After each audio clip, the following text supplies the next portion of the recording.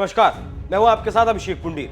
बहुविवाह और बाल विवाह दोनों ऐसी कुप्रथाएं हैं जिन्हें समाज से बहुत पहले ही उखाड़ फेंकना चाहिए था, लेकिन इस देश के कुछ मौलाना इस्लाम का हवाला देकर इन कुप्रथाओं की आड़ में अपनी दुकान धड़ल्ले से चला रहे हैं। लेकिन असम में अब ये दुकान नहीं चलेगी, क्योंकि असम के मुख्यमंत्री हिमंता बिस्वा शर्मा ने बहुविवाह और बाल विवाह के कानूनों को ही खत्म कर दिया। मतलब साफ है कि उत्तराखंड के बाद असम में भी अब यूसीसी लागू करने की दिशा में काम चल पड़ा है, बल्कि एक कदम और आगे बढ़ा दिया है, क्योंकि उत्तराखंड में यूसीसी लागू कर जो प्रयोग सरकार द्वारा किया गया था वो सफल रहा और अब जल्द ही या कहें कि लोकसभा चुनाव से पहले असम में यूसीसी लागू कर दिया जाएगा, जिससे बहुत सारे मौलानाओं की दुकान बंद हो जाएगी। तो चलिए पहले आपको बताता हूं कि असम सरकार ने क्या फैसला लिया है, फिर आपको बताएंगे कि इस फैसले से समाज में कितना फर्क पड़ेगा। बाल विवाह और बहुविवाह की आड़ में आखिर चल क्या रहा है और मौलानाओं में कैसे सन्नाटा पसर गया है।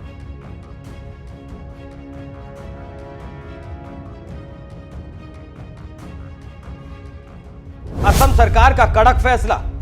असम सरकार ने 24 फरवरी को मुस्लिम विवाह और तलाक पंजीकरण कानून 1935 को खत्म कर दिया। इसकी जानकारी खुद हिमंता बिस्वा शर्मा ने सोशल मीडिया पर शेयर कर दी। इसके अलावा विवाह की उम्र को लेकर भी बड़ी बात कही है। हिमंता ने अपने ट्विटर हैंडल एक्स पर लिखा, सदियों पुराने असम मुस्लिम विवाह और तलाक पंजीकरण अधिनियम को असम कैबिनेट ने खत्म कर दिया है। इस अधिनियम में विवाह पंजीकरण की अनुमति देने वाले प्रावधान शामिल थे, भले ही दूल्हा और दुल्हन 18 और 21 वर्ष की कानूनी उम्र तक नहीं पहुंचे हों, जैसा कि कानून द्वारा आवश्यक है। ये कदम असम में बाल विवाह पर रोक लगाने की दिशा में एक और महत्वपूर्ण कदम है।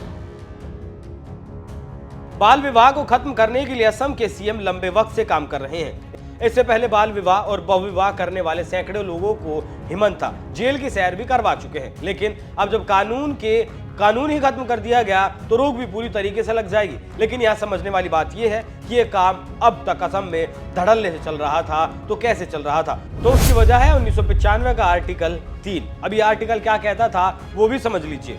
क्या था 1995 का आर्टिकल 3?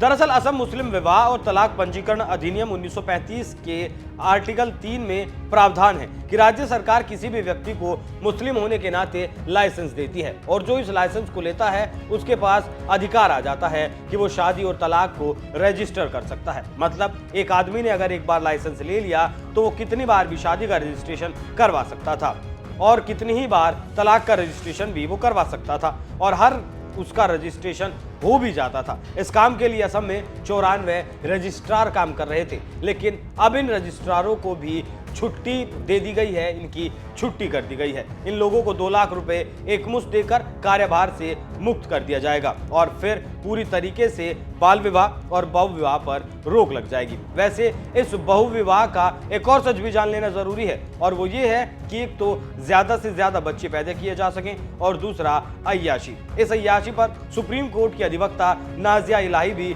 खुलकर बात करती हैं और वो कहती है जिस तरीके से मौलानाओं द्वारा इस्लाम को प्रचारित किया जाता है उसमें महिलाओं के अधिकारों का खात्मा कर दिया गया है और दूसरा ज्यादा बच्चे पैदा करके जल्दी आबादी बढ़ाना और कुछ लोगों का जो सपना है गजवाए हिंद करने का, वो भी हाल ही में दारुल उलूम ने भी उसकी खुद ही पोल खोल दी, जब दारुल उलूम गजवाए हिंद को सही बताता है। तो राजनीति के रास्ते सत्ता पर काबिज होने का बहुत सारे ठेकेदारों का सपना है, उसे सब जानते हैं। लेकिन जिस तरह से देश के अलग अलग राज्यों में यूसीसी की कवायद चल रही है और उसी कवायद के चलते असम में जो कदम उठाया गया है उससे असम में फर्क ये पड़ेगा कि अब बाल विवाह नहीं कर सकेंगे, बहुविवाह नहीं कर सकेंगे और जो इनकी मंशा रहती है कि जल्दी शादी करो और फिर जल्दी से जल्दी ज्यादा से ज्यादा बच्चे पैदा किए जाएं जिससे आबादी बढ़ाई जा सके। और इस आबादी का एक जीता जागता उदाहरण है संदेश खाली। कैसे संदेश खाली में बहुत कम वक्त में मुस्लिम आबादी बढ़ गई और वहां अब हिंदुओं का जीना मुहाल हो चुका है।